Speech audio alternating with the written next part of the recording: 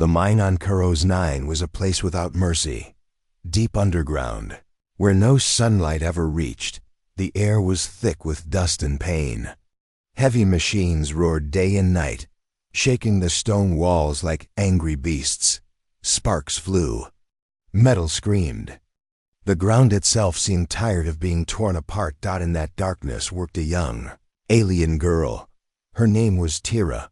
She was small compared to the others, her thin body bent under the weight of a mining pack almost as large as her.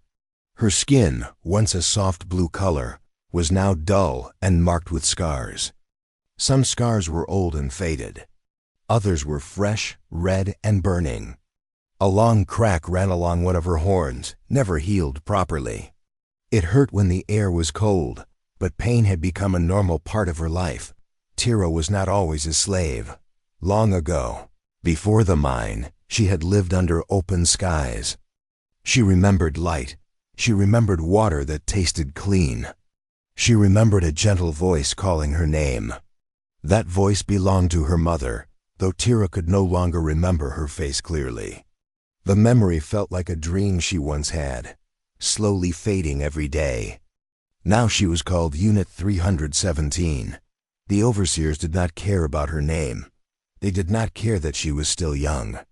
To them, she was just another body meant to dig glowing ore from dangerous tunnels. If she slowed down, she was shocked. If she collapsed, she was dragged back to her feet. If she cried, no one listened. Tira swung her tool again and again, chipping glowing stone from the wall. Each hit sent pain through her arms. Her hands were cracked and bleeding, wrapped in dirty cloth that did nothing to stop the sting. Her stomach twisted with hunger, but she ignored it. Hunger was easier to bear than punishment. Around her, other slaves worked in silence. Some were old, some were injured. Some were empty-eyed, already broken inside. From time to time, someone would fall and not get back up. The machines did not stop for them. The overseers did not stop either. Those who died were simply removed. Tira learned early not to look when that happened. Her breathing was slow and shallow. The tunnel air burned her lungs. Every sound made her tense. She lived in constant fear of mistakes, fear of anger, fear of surviving one more day just to suffer again. She had once tried to hope. Hope had hurt too much. Hope made her remember who she was before. Hope made her imagine freedom, warmth, kindness. And when those things did not come, hope turned into pain sharper than any whip. So Tira stopped hoping. She focused only on surviving the next minute, the next swing, the next breath. Her legs trembled as she lifted a heavy ore pack onto her back. It was too much for her, but complaining was useless. The overseer's eyes were watching, cold, bored, cruel. She took one step, then another, her vision blurred. The tunnel spun. Her knees gave out, and she collapsed onto the stone floor. The pack hit her back hard, knocking the air from her lungs. She tried to push herself up. Her arms failed. A shock tore through her body as the collar around her neck activated. Pain exploded inside her, bright and unbearable. She screamed, unable to stop herself. Tears mixed with dust on her face. The overseer shouted at her to stand. She couldn't. For a moment, Tira thought this was the end. Many ended like this. Too weak to work. Too broken to matter. She closed her eyes and waited, but something strange happened. The shouting stopped. The shock ended. Heavy footsteps approached. But they were different. Slower, careful. A shadow fell over her. Tira opened her eyes just enough to see boots. She did not recognize Dot, and then she heard a voice she had never heard before. A human voice. What is happening here? That single question, spoken with confusion and anger, echoed through the mine. And for the first time in many years, something dangerous stirred inside Tira's chest. Not hope. Not yet, but something close enough to make her heart ache. To be continued. The human's voice shook the tunnel, and for a moment, the overseers froze. They were used to obedience, to silence, to fear. No one had ever questioned them here before.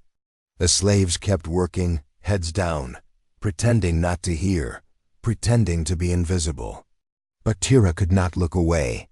Something in that voice cut through the noise of pain and metal. She lifted her head slightly. Her blue eyes, streaked with dirt and tears, met the human's gaze. He was tall, taller than anyone she had ever seen in the mine. His skin was pale pink, completely different from the dark, dusty bodies around her. His eyes were soft, full of curiosity and worry, not cruelty. And for the first time in years, Tira felt something she had buried deep inside. A tension without pain. The overseers laughed, loud and harsh.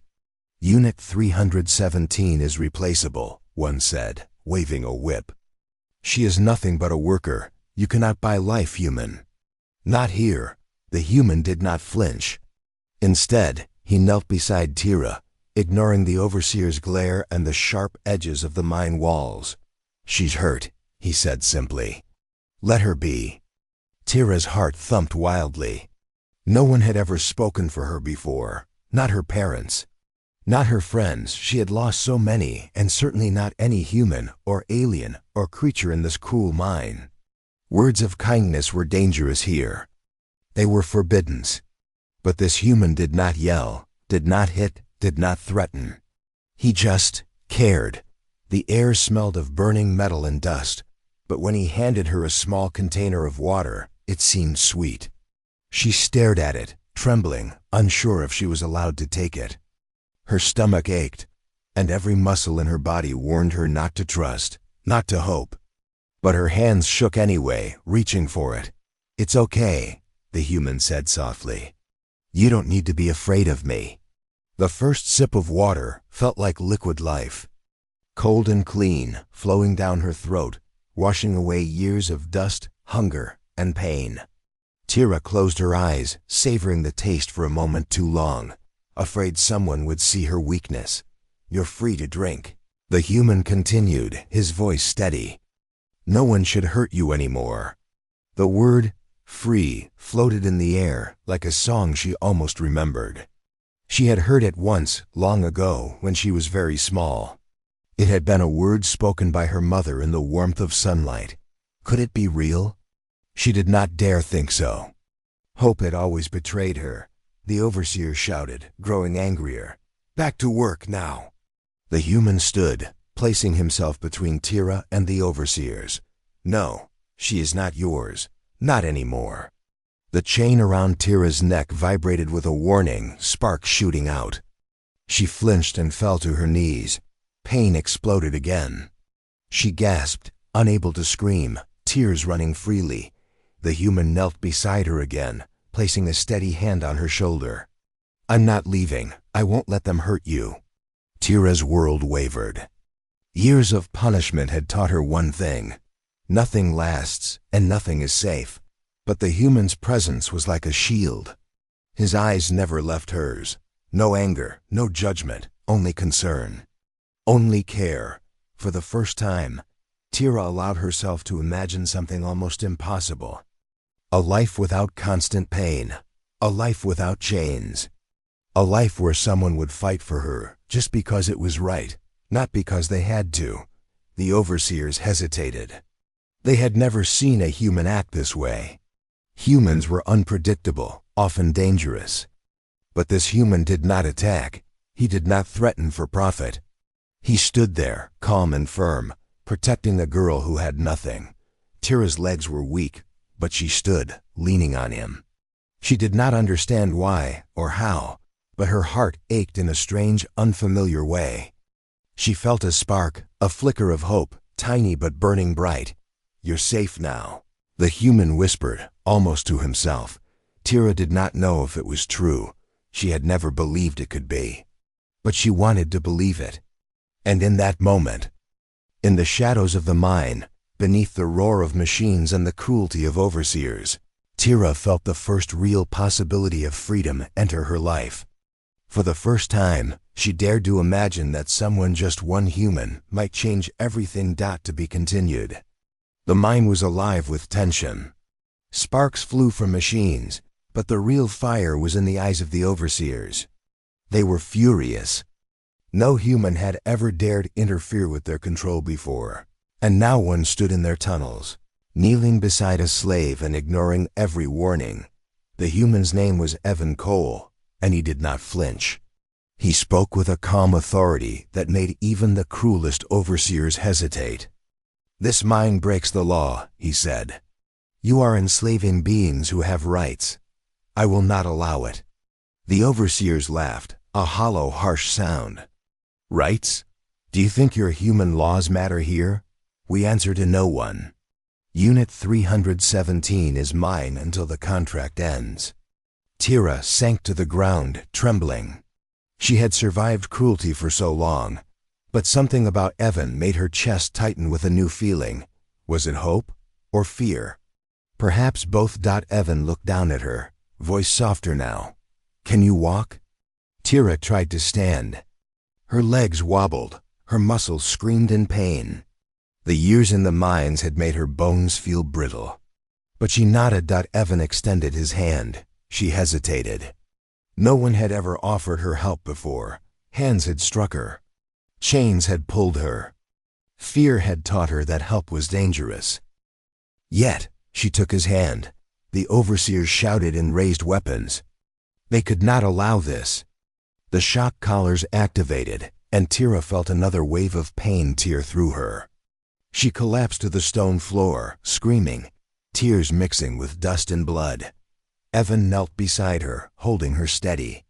"I said I won't let them hurt you," he said firmly. "I mean it." The overseers froze. They had seen humans fight, but they rarely acted with this kind of protection for someone they didn't even know. Evan's stance was clear. He was not afraid to fight for her. Hours passed like minutes. There were threats, shouting, and bargaining. Finally, a contract was signed.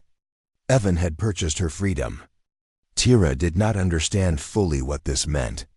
The words free and ownership collided in her mind, confusing her. But she knew one thing. She would no longer be Unit 317. Chains were removed. The collars, the packs, the whips, all of it disappeared. Her body ached, but the absence of chains made her feel almost dizzy. She had never felt light before. Evan guided her slowly through the tunnels, past the machines, past the overseers' glares. He ignored their insults and threats. All that mattered to him was getting her out. Outside the mine, the red sun of Karos 9 was setting. The sky glowed like fire, and Tira's blue skin seemed to shimmer in the light. She blinked, unsure what to do. Freedom was strange. Freedom was bright. Freedom was terrifying. "Breathe," Evan said. "It's okay.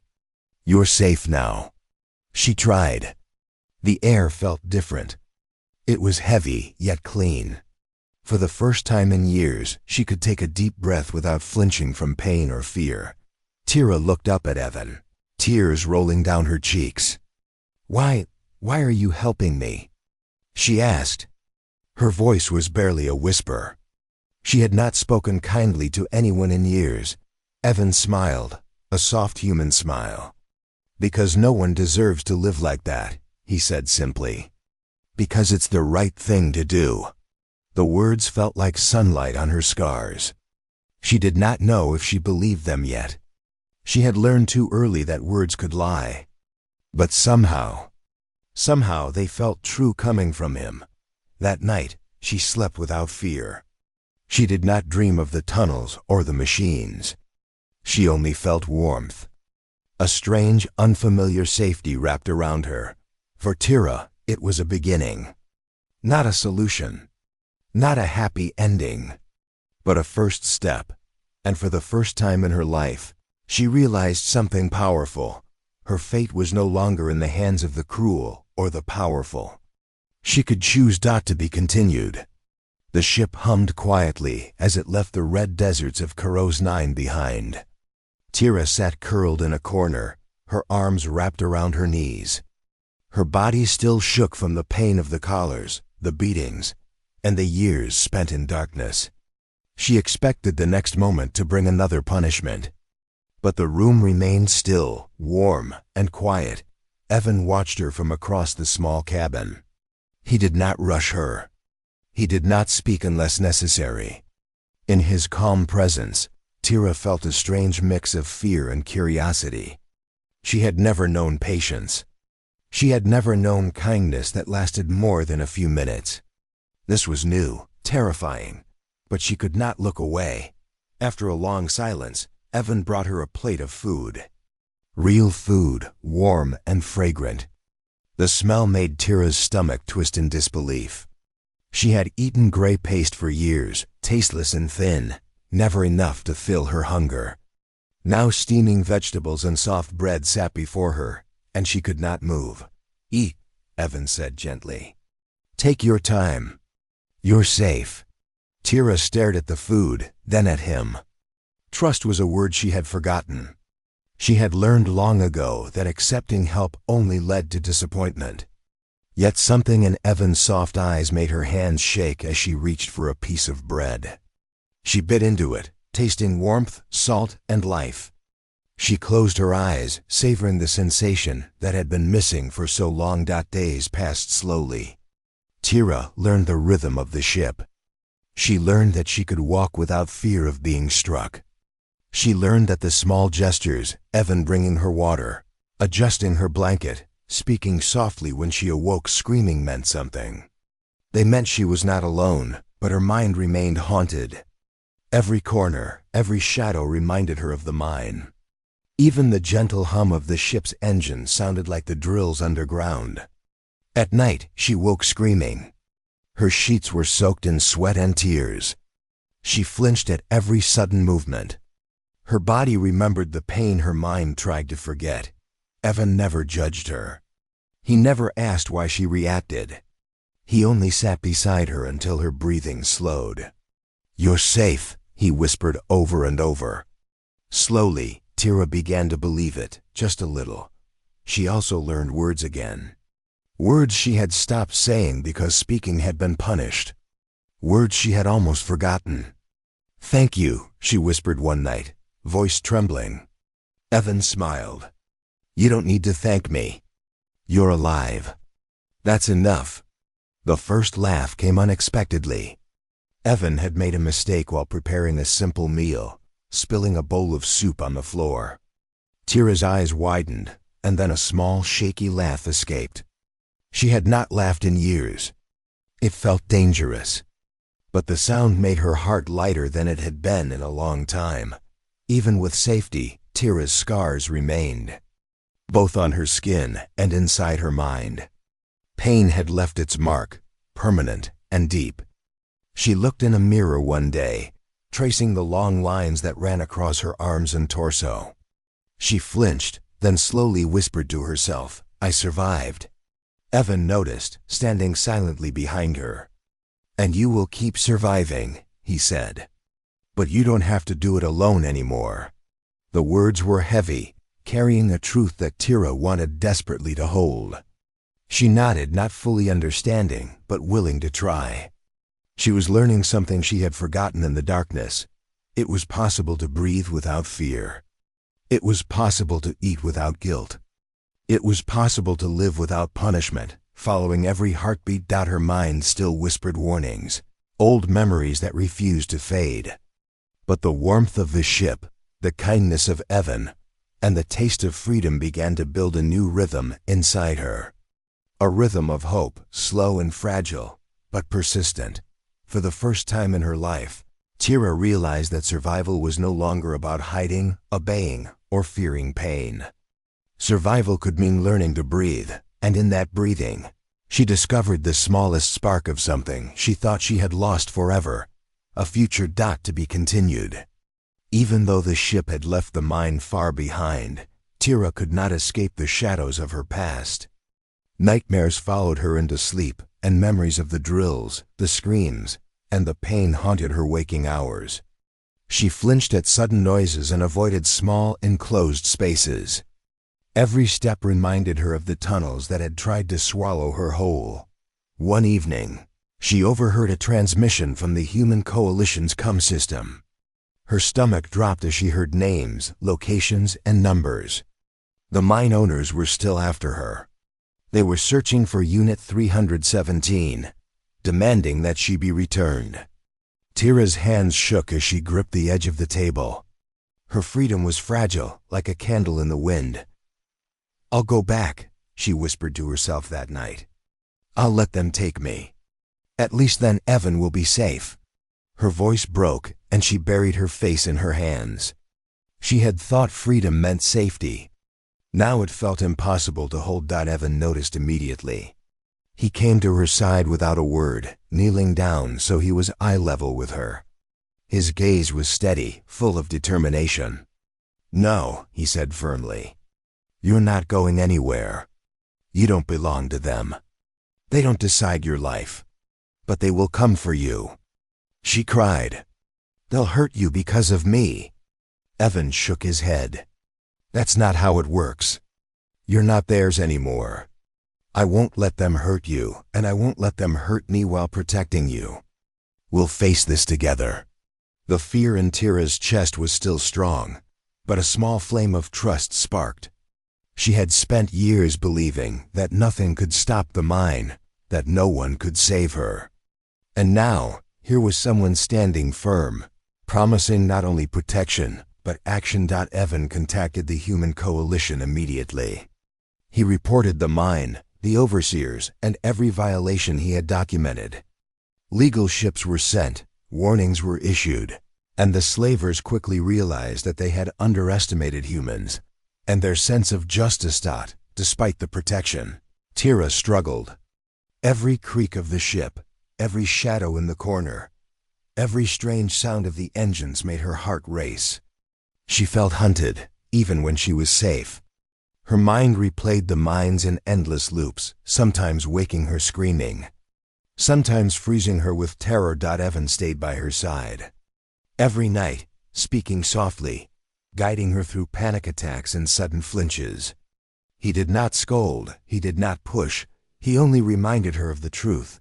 She was alive, she was free, and she was not alone. Weeks turned into months. The mine was shut down after coalition intervention. Overseers were arrested or fled into hiding. Tira learned slowly that the galaxy, for all its cruelty, could also deliver justice when humans chose to act. She began to see herself in a new light.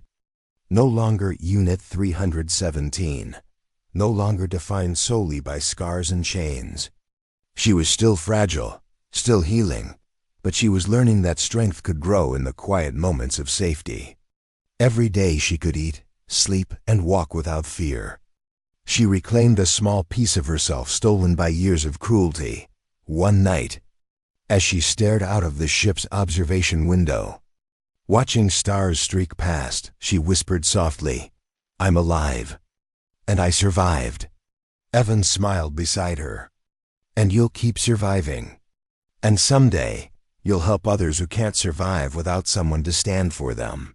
The words were heavy, but they filled Tira with a sense of purpose she had never known. The shadows of the past still followed, but now she knew they could not control her. Humans had shown her that freedom could be defended, that courage could be chosen, and that even after unimaginable pain, life could still hold hope. For Tira, the future was no longer a dream too dangerous to imagine. It was something she could take into her own hands, step by step, breath by breath, heart by heart. To be continued. Time passed, and Tira began to grow stronger, not just in body, but in spirit. The scars that once marked her as broken became a map of survival. She traced them with her fingers sometimes, feeling each ridge and groove, and whispered to herself, "I am still here. I am still standing." For years, those scars had been shame, fear, and pain. Now slowly, they became proof of endurance, of resilience, of life. Evan encouraged her every step of the way. He taught her words she had lost, lessons about the galaxy, and ways to defend herself not with weapons, but with knowledge and wit. Tira discovered a hunger she had never felt before, a hunger to learn, to grow, to reclaim every piece of herself that the mine had tried to steal. She studied languages, mathematics, and even basic law. Each new skill felt like a small victory over her past. Every time she successfully solved a problem or spoke in court simulations, she felt a spark of pride. Something she had never known under the harsh rule of the overseers, that her memories of the mine were still sharp. Sometimes when she closed her eyes, she could hear the screams echoing, smell the dust and smoke, and feel the sting of the whip. But she learned to face these memories instead of running from them. She wrote them down, first on paper, then in holographic logs. Each story became a weapon against fear, a testimony that she had endured and survived. One day, Evan watched her read aloud from her journal, her voice steady, strong, yet soft. "They thought they could break me," she said. "They thought I would disappear. But I survived. I will not be silent anymore." Her words carried weight, as if the air itself listened. Evan felt a swell of pride he could barely contain. Ara realized that her past did not define her. It shaped her. It gave her empathy for others, courage to act when injustice appeared, and the strength to rise when the world pressed her down. She began to help other survivors, teaching them what she had learned, that even when chains and pain seem permanent, freedom is possible. Her nights became peaceful, no longer filled with constant nightmares. Sometimes she still woke sweating, remembering the tunnels. But she learned to calm herself, to breathe, to tell her mind, "This is not the mine. You are safe." Evan's guidance had taught her patience, but more importantly, it had shown her that safety was not a lie, that kindness could exist in a cruel universe. People began to notice the change. Other humans, aliens, and officials saw in her the quiet fire that had been born in darkness and nurtured by care. Tira's presence inspired others. Her courage became proof that even the broken could rise. One evening, as she watched a distant planet glow beneath the ship's observation deck, she whispered to Evan, "You saved me." He shook his head, gentle and firm. "No, Tira, you saved yourself. I only opened the door." Tira smiled faintly, feeling warmth fill her chest. That was true, she realized. Her life, once dictated by cruelty, was now hers to shape. Every step forward, every act of learning, every choice she made was hers alone. And in that realization, she felt a powerful, quiet joy. She was no longer a victim of the mines. She was no longer Unit 317. She was a survivor. She was a student, a teacher, a witness, a fighter, and above all, she was herself. For Tira, the scars were not just marks of suffering, they were symbols of strength. And strength, she learned, could not be taken, not even by the darkest minds, not even by the cruelest overseers. The girl who had once lived in fear was now shaping her destiny. And in every action, every lesson, every whispered word, she reminded herself and the galaxy that survival was not enough. Thriving after survival was the true victory. To be continued. Years had passed since Tira first left the mine. She had grown taller, stronger, and wiser. Her scars remained, but they no longer defined her. They told a story of survival, courage, and hope. Every line and mark on her skin was a memory, a lesson, a reminder that she had lived through the impossible and emerged stronger. Tira had returned to Karos 9, not to the mines, but to a place that now stood as a memorial. A quiet clearing of stone and metal, where names of the lost were etched in light. She stepped carefully, her boots crunching softly on the sand. The wind whispered through the memorial, carrying memories of voices that would never be heard again. She placed her hand on the stone, feeling the vibrations, the echoes of pain, and the quiet strength of those who had suffered. Beside her, Evan watched silently. He had been there from the beginning, the human who had opened the door to freedom when no one else would. He never sought credit, never expected thanks. But his presence was steady, grounding, reminding her that not all humans were cruel, and that some would fight for justice even when it was inconvenient, dangerous, or unseen. Tira whispered, her voice soft but firm, "I remember you all. I won't forget. I'll make sure the galaxy knows. Evan nodded. And you will. You've done more than survive. You've turned your pain into power, your scars into strength. That is humanity at its best. For the first time, Tira understood fully what he meant. Humans did not just act for profit, for politics, or for self-interest. Some acted because it was right, even when the cost was high. Evan had risked everything to protect her. To fight a system built on cruelty. To make a difference. Tira knelt before the memorial, letting tears slide down her face. She did not cry for herself, she had survived, but for the countless others who never would. She thought of the friends she had lost, the families torn apart, the innocents stolen by greed and hatred. And she promised silently she would honor them. She would fight, speak, and stand for those who could not. Your future is yours, Evan said softly. The mind cannot touch it anymore. No one can take it from you. Tira looked up at him, her eyes clear and determined. It is more than mine now. It belongs to everyone who still needs hope. And in that moment, standing under the burning red sky of Karos 9, Tira understood something profound.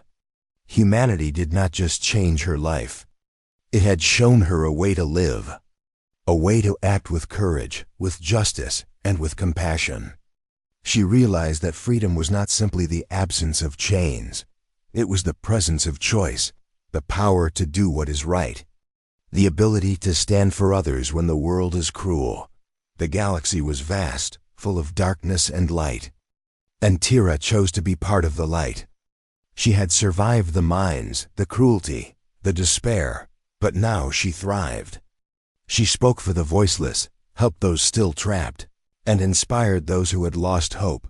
Humans had not saved her because it was profitable. They had not saved her because it was easy.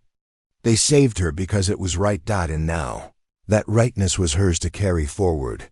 Tira took a deep breath, the wind carrying the scent of the desert, the memory of fire and dust, and the promise of life. She had been broken, she had been scarred, she had been lost. But she was alive. She was free. She was herself, and she would never forget the human who had given her the chance to become more than a survivor. The human who had shown her that courage and compassion could change a life. Even in the darkest of places, humanity didn't just change her life, it gave her back her future, and she would use it to light the way for others. HFY.